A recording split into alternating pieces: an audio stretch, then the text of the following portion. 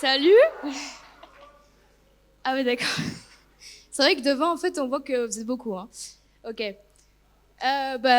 J'espère que ça va toujours.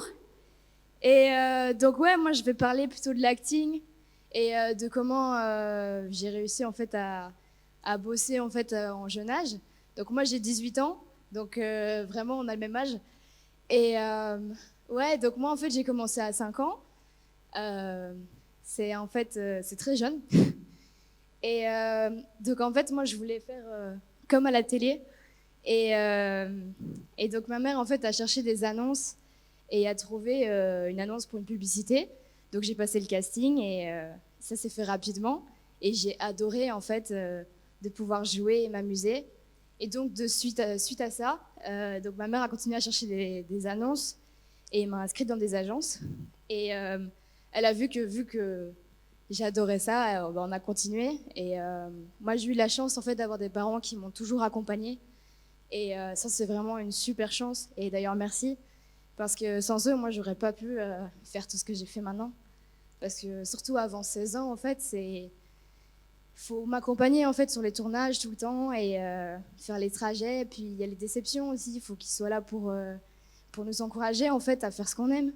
Et donc voilà. Enfin, je pourrais parler des heures de mes parents, mais je vais pas faire ça. Et donc ouais, après, j'ai commencé à faire plusieurs tournages. Et à 10 ans, oui, il y a eu du temps qui s'est passé. Là, j'ai eu mon agent à Paris. Et c'est là que les plus gros rôles, en fait, ont commencé. Et, euh, et c'est là que j'ai compris vraiment que c'était ma passion. Et d'ailleurs que je pourrais peut-être en faire mon métier. Et à partir de là, ça s'est enchaîné, mais très très vite. Et pour moi, c'était vraiment le meilleur moment en fait où je pouvais retrouver, je sais pas, j'avais tellement d'expériences à faire, je jouais plein de rôles différents, donc des vies différentes. Et pour moi, c'était vraiment génial, quoi. Et ça m'a appris à avoir vraiment confiance en moi et aussi juste à, enfin, je sais pas, à faire ce que j'aime, quoi. Et après, c'était un peu difficile de combiner avec l'école. Euh, Parce que, bon, après, j'avais des bonnes notes, donc ça va. Mais c'était surtout les absences. Et, euh, et ouais, en fait, à partir de 16 ans, en fait, dans le cinéma, en tant qu'acteur, en tout cas, pardon, on n'est plus obligé d'être accompagné par un adulte. Et d'ailleurs, ils prennent plus les frais en charge. Et donc, à partir de 16 ans, j'ai commencé en fait à faire des tournages vraiment en France et tout ça seul. Je partais et je prenais le train, puis je dormais dans un hôtel pour faire mes scènes le lendemain sur le plateau de tournage. Et là, c'est vraiment grandir d'un coup, en fait. C'est en expérience, c'est fou. Et ça m'a fait gagner en maturité et vraiment fort en expérience. Et donc maintenant, me voilà à 18 ans où je sais que c'est mon métier et c'est ce que je veux faire. En tout cas, je resterai dans le cinéma, ça c'est sûr. Et voilà, donc je suis posée et c'est cool. Donc ça, c'est pour ce qui est un peu de ma vie.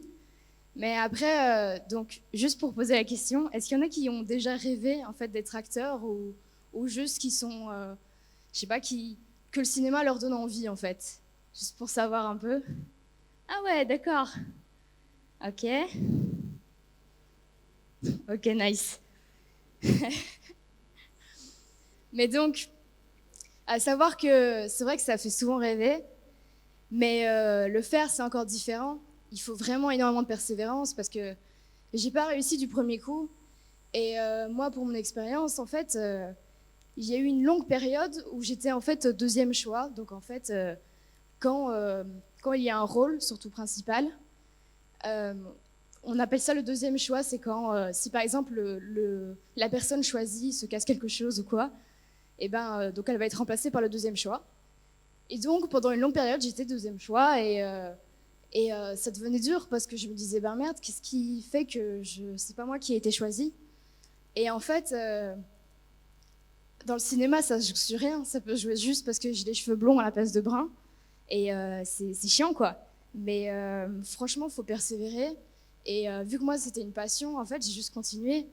Et je pense que ce qui est le plus important, en fait, c'est que même si tu as des échecs, si vraiment c'est ce qui t'anime et que tu as envie de faire, bah, continue. Parce que c'est en voyant en fait que tu adores faire ça que justement tu vas avoir plein de portes qui vont s'ouvrir à toi et il faut bosser quoi. Donc voilà. Et qu'est-ce que je pourrais dire tellement de choses en fait, mais je vais essayer d'être un peu plus ouverte à tout. Aussi, ce que ça m'a apporté, donc, c'est vraiment, je vais me répéter encore, mais c'est les expériences. Et ouais, franchement, juste vous dire de continuer vraiment la passion que vous voulez faire. Et ouais, faire à fond. Parce qu'en fait, moi, en plus de l'école, du coup, j'ai dû... moi, je faisais... En fait, tous les mercredis et samedis, j'allais à Paris. Donc, dès que je finissais les cours à midi le mercredi, on me prenait en voiture. Ma mère m'emmenait à Paris et je faisais des castings. Donc, j'apprenais vite mes scènes. Et puis... c'est vraiment de l'investissement en fait, c'est d'un coup se mettre dans un personnage juste pour 30 minutes d'audition et puis revenir et faire... Moi en fait, ce qui m'a aidé à vraiment continuer, c'est que quand je sortais de l'audition, en fait c'est comme si j'oubliais en fait ce que j'avais fait et j'essayais de plus penser en fait à l'audition pour que comme ça en fait,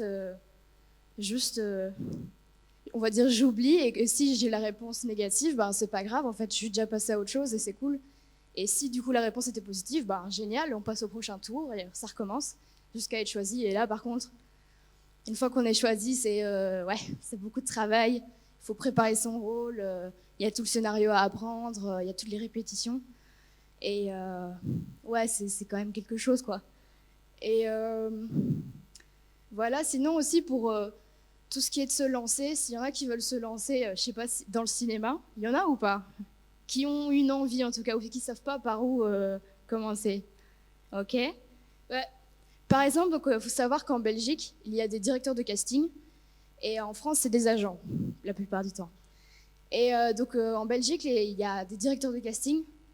Je vais vite les dire, essaye de noter si tu veux. Donc il y a Catherine Israël, il y a ADK Casting, il y a Sébastien Moradielos et Khadija Leclerc. Donc en fait, c'est les plus grands directeurs de casting. Et c'est à eux en fait que tu peux envoyer juste ton profil et on va vite t'envoyer sur des castings. Puis sinon, il y a aussi, évidemment, il y a les écoles de cinéma. Il y en a plein en Belgique, des super bonnes. Il y a l'IED, l'INSAS, l'ESRA. Et encore, j'en manque, mais ça, c'est les 3 les plus connus. Et sinon, il y a tout simplement des sites aussi sur Internet de casting. Et là aussi, il y en a pas mal. Il y a NK Casting, M Casting, Synergie, Casting 7. Et là, vous pouvez trouver des annonces. Et même si vous ne voulez pas forcément faire acting, du coup, il y a plein de métiers ultra intéressants dans le cinéma.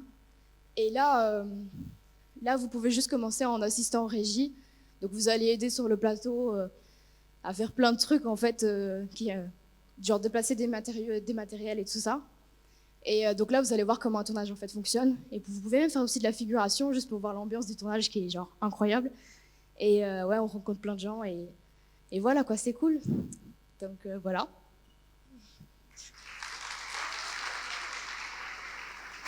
Merci Elsa.